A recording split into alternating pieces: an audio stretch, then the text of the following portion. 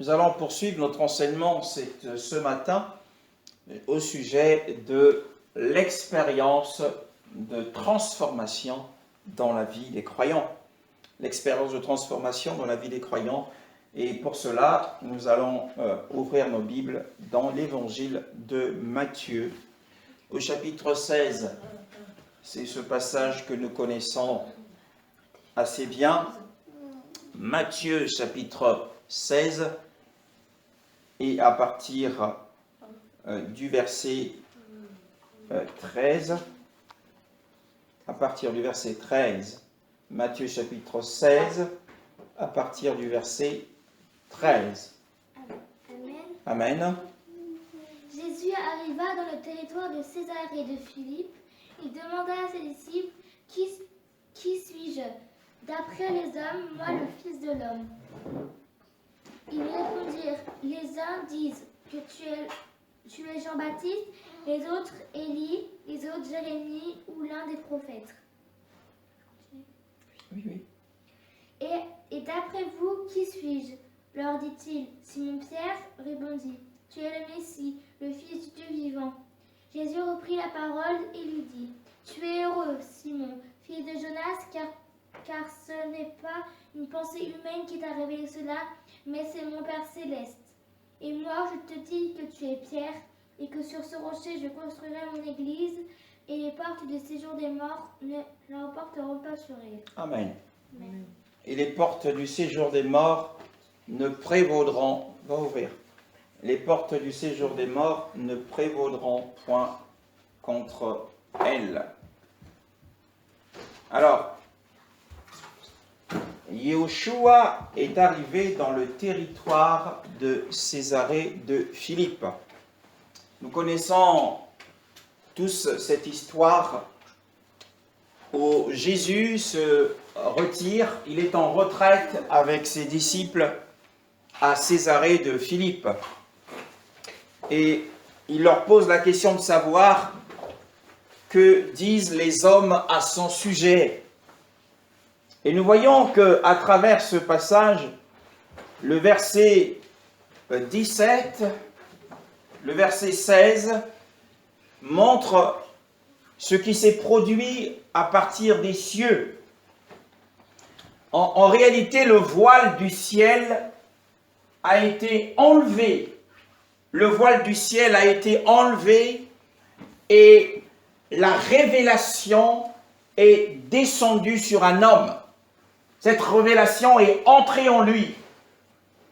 Cette révélation est descendue sur un homme, elle est entrée en lui.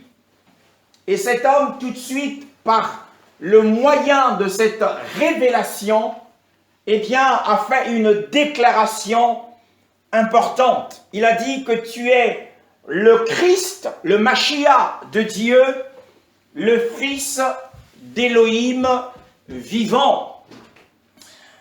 Alors, c'est parce que Simon a reçu la révélation à travers le dévoilement, à travers le voile déchiré. À travers le voile déchiré, la révélation est descendue et entrée en Simon. Et Jésus lui dit que tu es béni, Shimon, fils de Yona, car ce ne sont pas la chair et le sang qui t'ont révélé cela, mais c'est mon Père qui est dans les cieux. Alors, en réalité, la révélation que l'apôtre, le Simon avait reçue, cette révélation a produit quelque chose en lui. Cette révélation a transformé Simon, qui était un vase d'argile, Simon, qui était fait de la poussière du sol, en une pierre précieuse. Parce que Jésus dit, et moi je te dis que tu es Pierre. Jésus était en train de dire à Simon que dorénavant, il n'est plus Simon, mais dorénavant, il devient une pierre précieuse. Et que sur ce rocher, c'est-à-dire la fondation, sur la roche de cette révélation, Jésus dit, je bâtirai mon assemblée, mon église. C'est la première fois dans la Bible, c'est la toute première fois depuis le temps où notre Seigneur avait vécu avec ses disciples. C'est la toute première fois dans la Bible qu'il est fait mention du mot église. Je bâtirai mon église. Et cette parole est la même que l'apôtre Paul avait également déclaré dans le livre de Galates. Galates au chapitre 1.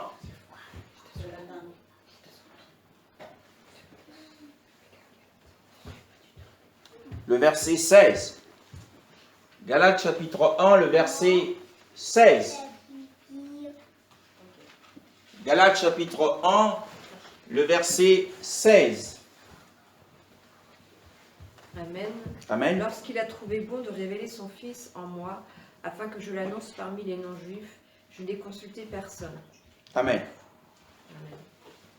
Lorsqu'il a plu à Yahweh de révéler son Fils, donc le Fils de Dieu, tout comme de la même manière que Simon avait reçu la révélation que Jésus est le Fils, le Christ de Dieu, le Fils du Dieu vivant, c'est de la même manière que l'apôtre Paul, Saul de Tarse, avait également reçu la révélation du Fils. Et il est passé de Saul de Tarse à Paul. Et tout ceci pour nous emmener à revenir sur un texte de la parole de Dieu de 1 Corinthiens au chapitre 3.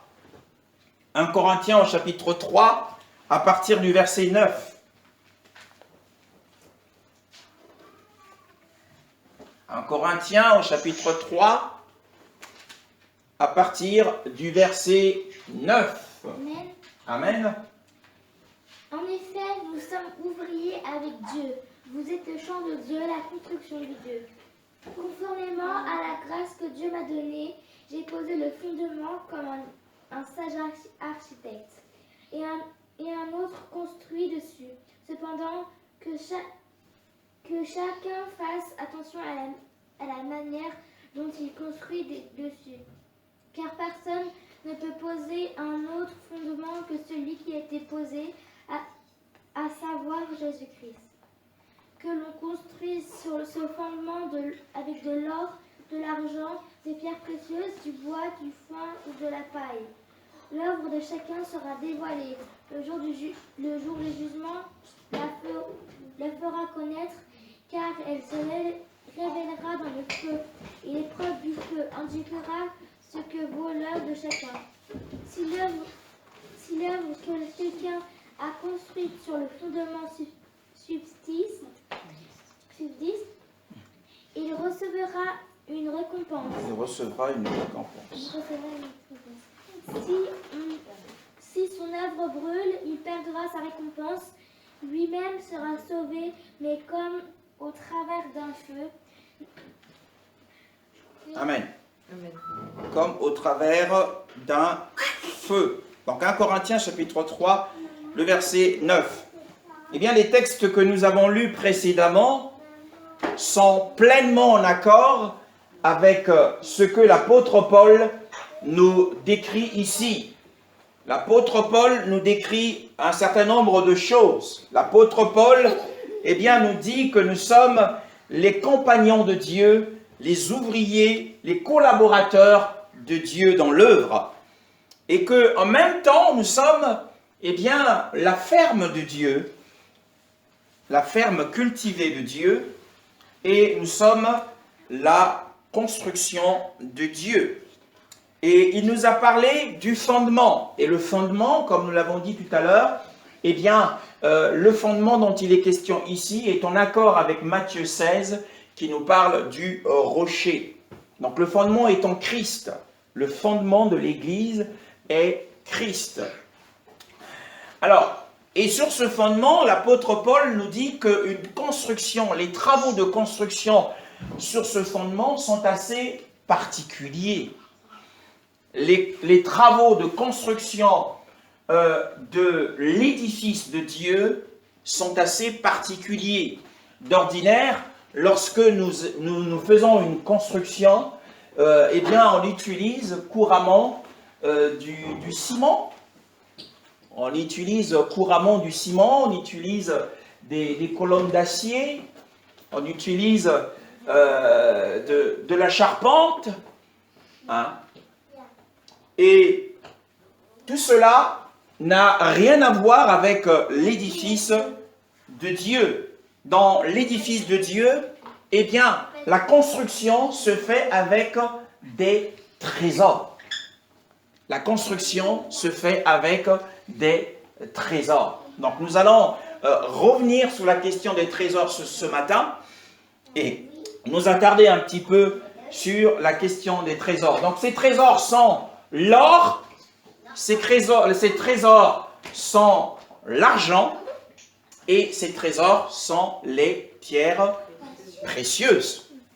Et à côté de cela, il y a eh bien, trois autres types d'éléments. Il y a le bois, il y a le foin et il y a le chaume, qu'on appelle couramment la paille. Eh bien, nous allons considérer ces choses et voir ensemble, encore une fois, que cela nous apporte. Parce que l'apôtre Paul nous dit que la construction de l'Église ne va pas dépendre, attention, ne dépendra pas de nos méthodes, ne dépend pas des techniques que nous pouvons mettre en place. Hein. Ça n'a rien à voir. La construction de l'Église ne dépend pas des méthodes d'évangélisation, ne dépend pas des techniques que nous pouvons mettre en place, des techniques que nous allons emprunter du marketing qui existe dans le monde. Beaucoup utilisent des vidéos comme ça se passe dans les entreprises. L'Église n'est pas une société, une entreprise. Mais la construction de l'Église dépend des matériaux précieux. Alléluia. Et le premier matériel, nous l'avons vu et nous allons revoir encore ce matin. Le premier matériel, c'est l'or. Et nous avons parlé de l'or la dernière fois dans Exode chapitre 25.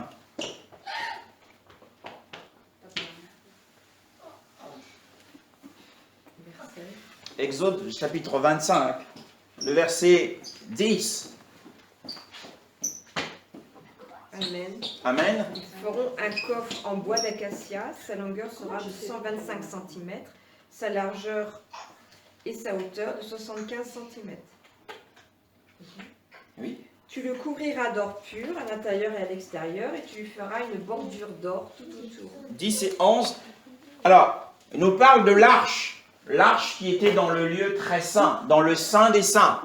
Dans le saint des saints, nous avions l'arche, le coffre, ou le coffre-fort, dans lequel il y avait la manne, et il y avait le bâton d'Aaron qui avait fleuri, et il y avait les tables de la loi. Alors, la Bible nous parle du premier matériau qui a été utilisé pour la construction de l'arche. Le premier matériau, c'est le bois d'acacia. Or, nous avons dit la dernière fois que le bois représente la nature humaine. Mais le bois d'acacia ici, nous savons que le bois d'acacia n'est pas n'importe quel bois. Le bois d'acacia est un bois de haute qualité. Et donc, le bois d'acacia ici représente en particulier l'humanité de notre Seigneur. Il est ce bois d'acacia, le bois de qualité, par le niveau de la vie qu'il a menée, le niveau de son caractère, qu'aucun homme n'a pu atteindre. Il est ce bois d'acacia. Mais nous voyons que le bois d'acacia est associé à à l'or. Donc nous avons dit que l'or était la nature divine. Donc, lorsque, et l'or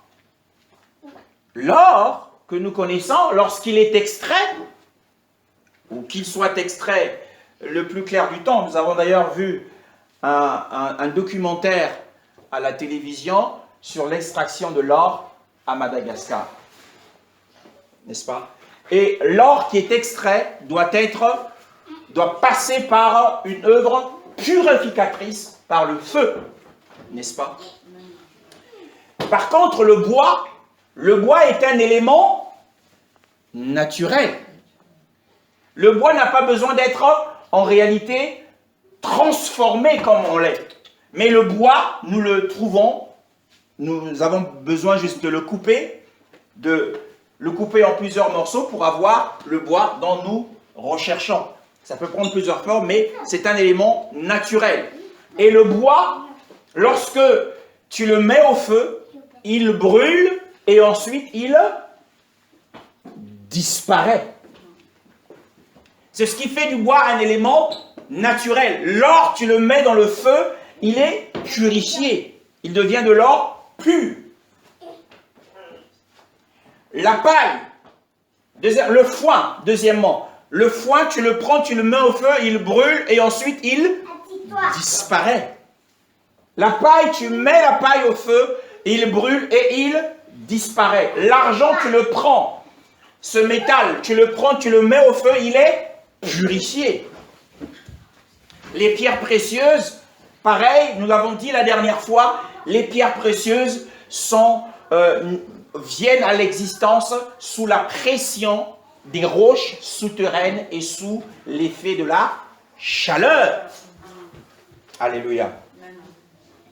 Donc, ces éléments, les trois matériaux importants dont nous avons parlé, eh bien, subissent une forme de transformation. L'or, l'argent et les pierres précieuses. Donc, l'Église, la construction de l'Église ne se fait pas avec la nature humaine.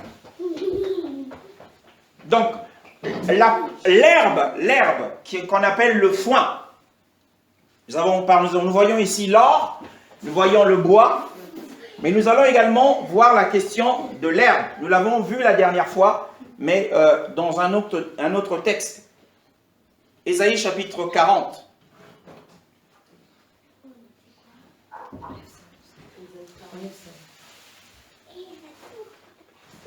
Ésaïe 40, le verset 6.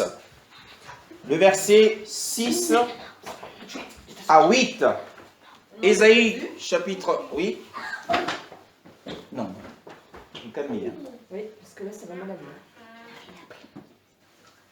La voix dit, crie.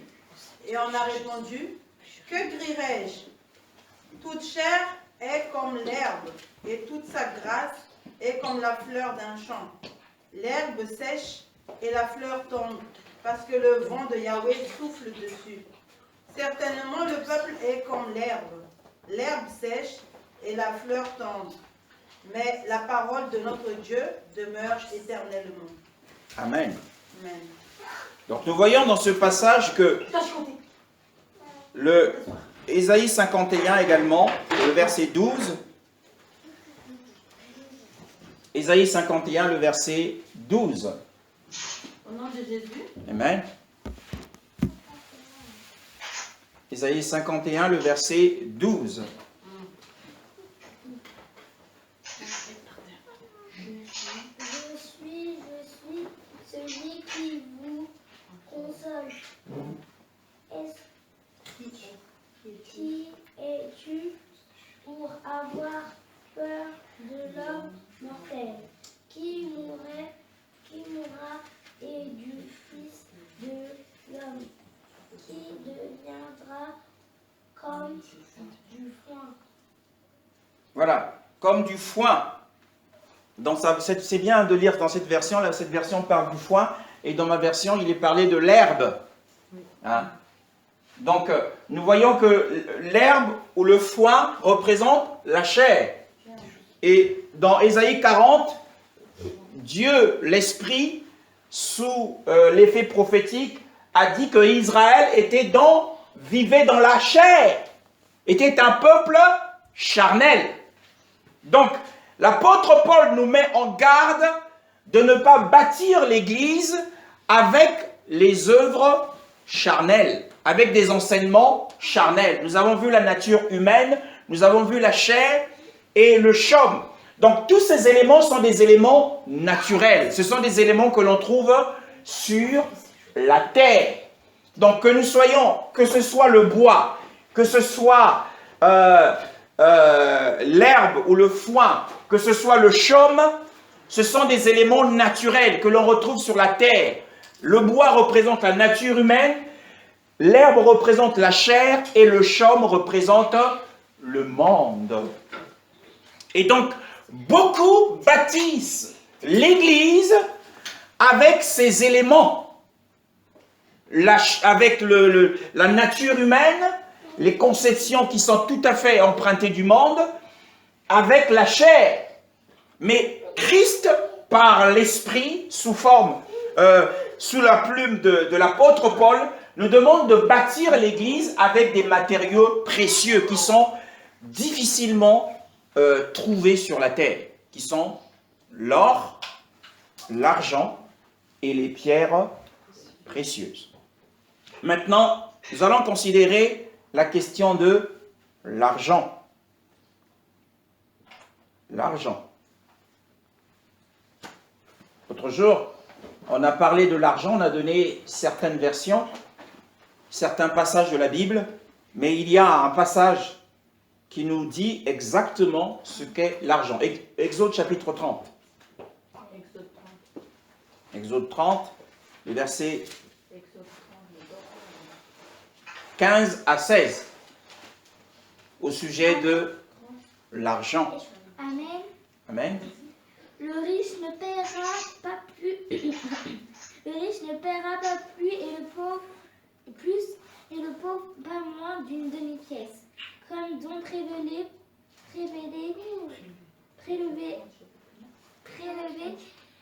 pour l'Éternel afin de racheter leur personne.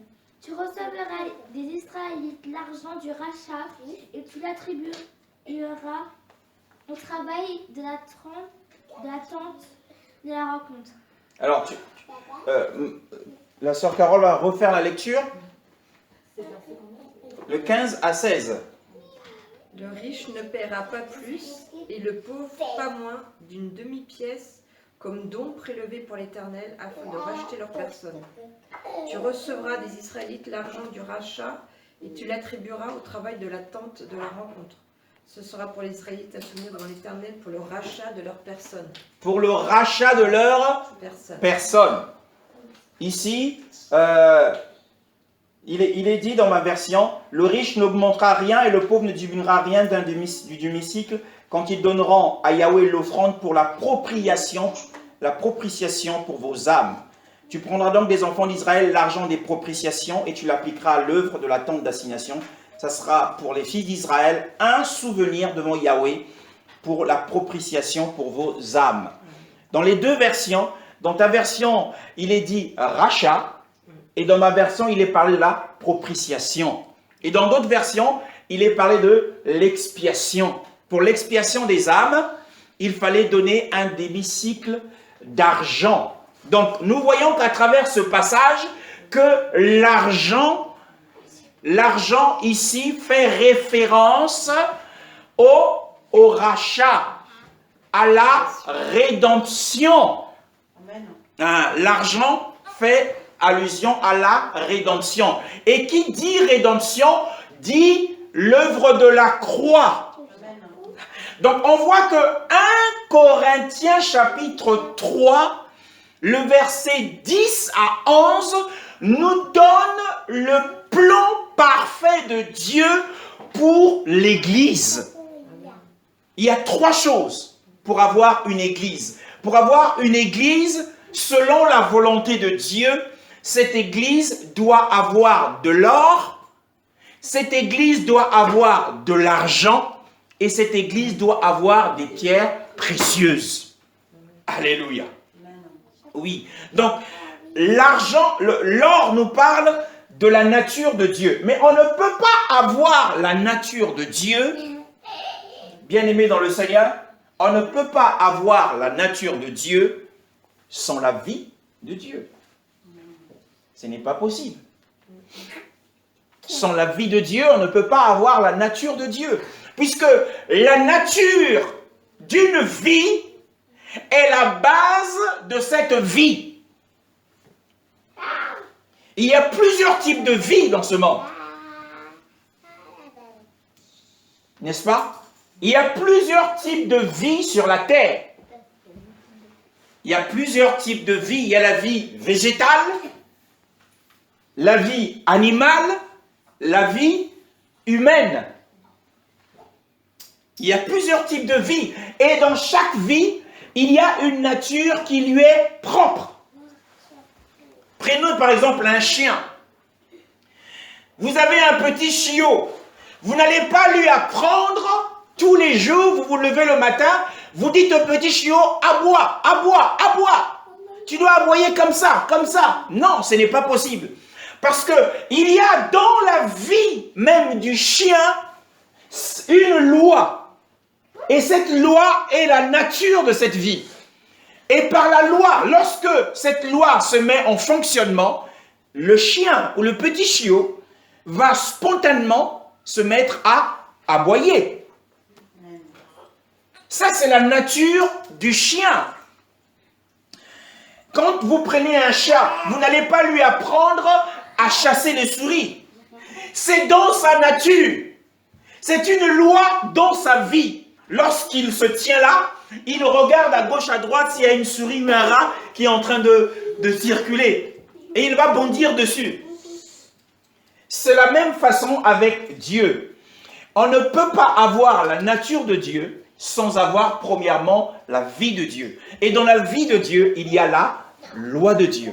Romains chapitre 8, le verset 1 et 2. La Bible nous dit que la loi de l'esprit de vie qui est en Jésus-Christ m'a affranchi de la loi du péché et de la mort. Cette loi est un fonctionnement. Donc nous devons, lorsque nous enseignons aux enfants de Dieu, nous devons leur communiquer la vie de Dieu et la nature de Dieu.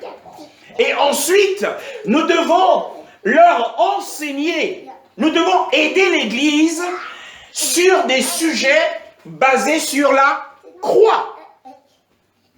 Ça, c'est la vraie vision de l'Église. La vraie vision de l'Église, c'est d'enseigner la parole qui donne la vie et ensuite enseigner la parole qui a trait à l'œuvre de la croix. Or, qui parle de l'œuvre de la croix, parle de l'effacement de nos péchés. Mais non seulement l'effacement de nos péchés, c'est le rachat. Nous sommes pardonnés et purifiés dans le sang de Jésus, de nos péchés passés, présents et futurs. Mais la rédemption ne se limite pas seulement au rachat, à l'enlèvement des péchés, mais la rédemption s'étend également sur l'enlèvement de notre ancienne nature. C'est ce que le vieil homme, c'est ce que nous avons étudié mercredi dernier. Comment se dépouiller du vieil homme. Donc l'Église doit se concentrer sur la question de la vie et de la nature de Dieu. Plus nous recevons la vie, plus nous recevons la nature de Dieu en nous. Et plus nous parlons de la croix, plus le Saint-Esprit va se servir de l'œuvre de la croix et va travailler en nous. Une fois que nous avons expérimenté ces deux éléments, eh bien, ces deux éléments vont produire ce qu'on appelle les pierres précieuses. Les pierres précieuses sont le résultat de la combinaison de l'or et de l'argent. Alléluia. Et c'est ce que l'apôtre nous dit dans 2 Corinthiens chapitre 3, le verset 18, que nous sommes en train de lire tout au long de ce mois. 2 Corinthiens chapitre 3, le verset 18. Donc il n'y a pas un autre évangile que nous devons écouter. Pas l'évangile de la prospérité. L'évangile de la prospérité n'apporte ni l'or, ni l'argent. Mais l'évangile de la prospérité, ou des biens de ce monde, où les portes doivent s'ouvrir, avoir des percées dans les affaires, tout cet évangile-là, c'est du bois, c'est de l'herbe et c'est du foin. Alléluia. Bill Gates, qui est le plus riche de ce monde, n'a pas la vie de Dieu en lui. Hein? Ceux qui dans le monde réussissent dans les affaires, c'est ce qu'on prêche dans les églises, comment réussir dans les affaires. Toutes ces choses-là, c'est du bois, c'est de l'herbe et c'est du chaume. Parce qu'à l'épreuve de Dieu, au jour du jugement, tout cela sera brûlé et disparaîtra. Toutes ces choses disparaîtront. Mais ce qui ne disparaîtra pas, c'est la nature immuable de Dieu en toi. C'est l'œuvre de la croix qui t'aura transformé et qui fera de toi une pierre précieuse. Qu'est-ce qu'une pierre précieuse? Le verset 18. La pierre précieuse. Ainsi, nous tous qui contemplons comme dans un miroir la gloire du Seigneur à visage découvert, Oui. nous sommes transformés en la même image de gloire en gloire, comme par l'Esprit du Seigneur. Amen. Donc, le but de Dieu, c'est que nous soyons transformés. Nous entrions dans le processus de la transformation à l'image glorieuse de Christ. Alors, ce processus de la transformation, c'est ça la pierre précieuse. Mais ce processus de la transformation ne s'obtient que lorsque nous aurons expérimenté la vie de Dieu en nous et la nature de Dieu en nous, plus l'œuvre de la croix en nous. L'œuvre de la croix, bien aimé dans le Seigneur. Nous avons parlé du renouvellement de l'intelligence mercredi dernier. Hein? Or, l'image glorieuse de Dieu, c'est la pierre précieuse. Et tu peux me dire, mais frère, pourquoi tu dis ça? Eh bien, parce que Apocalypse 4, le verset 3. Apocalypse 4, le verset 3. Apocalypse 4, le verset 3, nous dit quelque chose d'important, qui est en accord avec 2 Corinthiens chapitre 3, le verset 18. Au nom de Jésus. Au nom de Jésus, oui, ma soeur. Apocalypse 4, verset 3. 3. Et celui qui était assis était semblable à une pierre de jaspe et de sardoine. Et le trône était environnant d'un arc-en-ciel semblable à de l'émeraude. Amen. Celui qui était assis avait une apparence. Donc c'est la ressemblance. La pierre précieuse ici, c'est le jaspe et la sardoine sont des pierres précieuses. Amen. Et donc, quand on parle de pierres précieuses, on parle de la ressemblance de Dieu. Donc le but de l'Église, c'est d'avoir l'or et d'avoir l'argent pour ressembler à Dieu. Alléluia. Amen. La pierre précieuse. La pierre, le jaspe. Si vous faites une recherche sur le jaspe, ça a une couleur verte. Or, la couleur verte ou le vert dans la Bible représente la vie et ses richesses. Hein? Lorsque vous regardez un pré ou une prairie qui est verdoyante, vous savez tout de suite que ce pré ou ce champ, il y a la vie dans ce champ. Mais lorsque l'été vient et que tout devient gris, vous comprenez tout de suite que la vie n'est plus là. Alléluia. Il n'y a plus de vie dans le champ. Donc la couleur verte dans la Bible représente la vie dans ses richesses. En 1993, quand le Seigneur m'est apparu et qu'il m'est apparu sous la forme d'une nuée, et cette nuée était verte. Et toutes les fois où il m'apparaissait dans les années 90, c'était sous la forme d'une nuée verte. Le vert, qui est le jaspe, symbolise la vie dans ses richesses. La sardoine, la sardoine ou le sardonyx. Vous avez vu dans la Genèse chapitre 2, nous avons lu que la rivière ou le fleuve produisait 3 types de matériaux. Il y avait l'or, et il y avait le bdellium, qui sont les perles, et il y avait également de l'onyx. La sardonyx ou la sardoine et la cornaline sont des variantes des agates. C'est une pierre précieuse. Et ça a une couleur rouge. Donc le Père qui est dans les cieux a 2 types d'apparence. Il a l'apparence verte, hein, d'une pierre précieuse verte et d'une pierre précieuse rouge qui symbolise la rédemption également. Le sang de l'agneau, la rédemption. Ah. Et donc, ça c'est quelque chose que j'apprécie parce que, magnifique. Nous sommes dans le plan parfait du Seigneur. C'est de pouvoir recevoir encore de l'or. Mais la Bible parle également de la foi. De notre foi qui est aussi qui est comme de l'or éprouvé par le feu. Mais de quelle foi parle-t-on ici? Mais c'est de la foi vivante. Seule la foi vivante. Quand le Seigneur s'adresse à l'église de Laodicée, il lui dit, achète de moi de l'or éprouvé par le feu. C'est-à-dire une foi vivante. Alors, la foi vivante est seule capable de nous donner la nature divine. Nous avons déjà la nature divine dans notre esprit. Nous avons bien dit cela l'autre jour. Nous avons parlé des perles sous forme de la régénération. Tu as écouté ce message? Les perles sont produites, c'est le sable, c'est le grain de sable qui va toucher, qui rentre dans la coquille de l'huître et qui va toucher ce mollusque et va blesser ce mollusque dans l'eau. Et ce mollusque va sécréter un jus de vie au fur et à mesure qui va envelopper le grain de sable et nous avons la perle.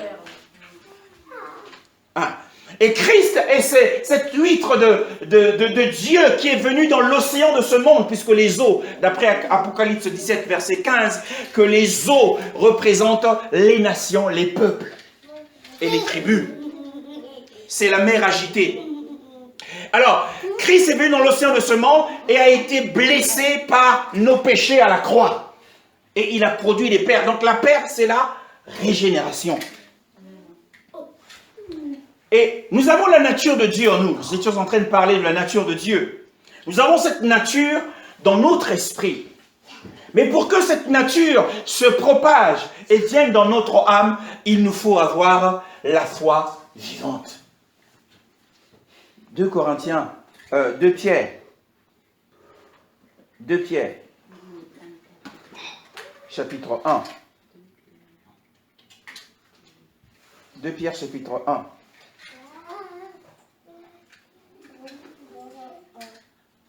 Au nom de Jésus. Amen. Depuis le verset 1. À partir du verset 1. Oui. Simon Pierre, esclave et apôtre de Jésus-Christ, à vous qui avez reçu en partage une foi du même prix que la nôtre, par la justice de notre Dieu et Sauveur Jésus-Christ, que la grâce et la paix vous soient multipliées dans la connaissance de Dieu et notre Seigneur Jésus. Affermir sa vocation et son élection. Puisque sa divine puissance nous a donné tout ce qui appartient à la vie et à la piété, par la connaissance de celui qui nous a appelés par sa gloire et par sa vertu, par lesquelles nous sont données les grandes et précieuses promesses, afin que par elles, vous soyez faits participants de la nature divine, en fuyant la corruption qui règne dans le monde par la convoitise. À cause de cela même. Amen. Donc on a compris que, eh bien, il nous faut avoir, Pierre nous dit qu'il nous faut avoir une foi du même prix que les leurs. Parce que leur foi à eux n'était pas une foi ordinaire, mais elle était une foi vivante.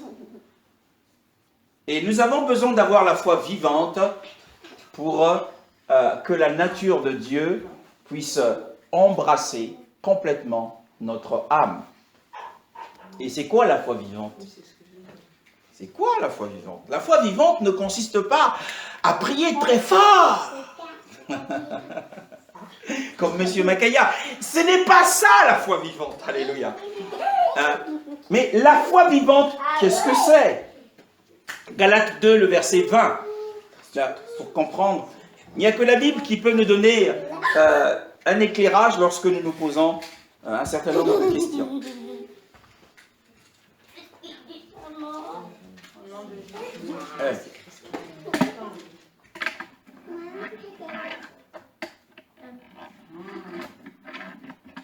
Oui? Vas-y. Qui a la page, Rebecca? Oui. Vas-y. Le 20, c'est ça? Verset 20. J'ai été crucifié avec Christ, c'est plus moi qui vis, c'est Christ qui vit en moi. Et ce que je vis maintenant dans mon corps, je le vis dans la foi au Fils de Dieu qui m'a aimé et qui s'est donné lui-même pour moi. Amen. La foi vivante, c'est la foi au Fils de Dieu. Ce n'est pas toujours clair. La foi vivante, c'est la foi par laquelle on vit. C'est toujours pas clair. C'est verset combien? De Galates 2:20. La foi vivante, c'est la foi par laquelle nous vivons. Et c'est la foi par laquelle l'apôtre Pierre, qui nous l'a dit, a vécu. L'apôtre et les autres disciples ont vécu. Ils parlent d'une foi du même prix. Nous n'avons pas tous le même prix de la foi. Chacun a payé un prix très élevé de la foi. L'apôtre Pierre a payé un prix élevé de la foi. Il est venu à Jésus. Un homme riche s'est approché de Jésus, a dit, que ferai-je, que dois-je faire pour hériter la vie éternelle? Et Jésus lui a dit, tu connais les commandements. Et Jésus lui dit, il te manque une chose finalement. Après que ce jeune homme ait dit, j'ai tout observé depuis ma jeunesse. Il te manque une chose. Va, vends tout ce que tu possèdes, donne le produit de la vente aux pauvres et viens et suis-moi. Et le riche s'est découragé, il est rentré chez lui. Très découragé. Et les apôtres, les disciples étaient choqués par cette parole. Jésus leur a dit qu'il est difficile à ceux qui ont des richesses d'entrer dans le royaume des cieux. Ils étaient choqués de cette parole et Pierre dit au Seigneur, mais qu'en sera-t-il de nous qui avons tout quitté pour te suivre? Ils ont payé le prix. La foi vivante, c'est avoir payé le prix de tout quitter pour ne vivre que par la foi. C'est ça la foi vivante. La foi au Fils de Dieu. Donc je quitte mon travail, je quitte tout et je ne vis que par la foi. C'est la foi vivante. C'est pour ça que l'apôtre Pierre dit, tous ceux qui ont reçu la foi du même prix que le nôtre, parce qu'ils avaient payé un grand prix, ils avaient tout abandonné pour suivre Jésus. Paul aussi a dit, je considère toute chose comme une perte, comme de la boue, afin de gagner Christ. Non pas dans son esprit, mais dans son âme. Alléluia. Afin qu'il puisse expérimenter la formation de Christ en lui. Donc plus nous vivons par la foi au Fils de Dieu, sans dépendre de notre compte en banque, mais ne dépendant que de la confiance en Dieu, plus nous gagnons la nature de Christ dans notre âme. Alléluia. Non, mais il y a plusieurs façons, il y a plusieurs niveaux. Il y a plusieurs niveaux également de la formation de Christ en chacun de nous. Ne nous culpabilisons pas pour cela. Alléluia. Ne nous culpabilisons pas. Eh bien, ceux qui ont tout abandonné, c'est parce que le Saint-Esprit leur avait dit au moment opportun. Alléluia. On n'abandonne pas son travail par zèle ou par fanatisme. Faut être sage. Si Dieu ne t'a pas appelé à vivre par la foi, ne le fais pas. Alléluia. Chaque chose a son temps et Dieu a un plan particulier pour chacun. Amen. Nous ne sommes pas tous appelés à vivre comme l'apôtre Paul.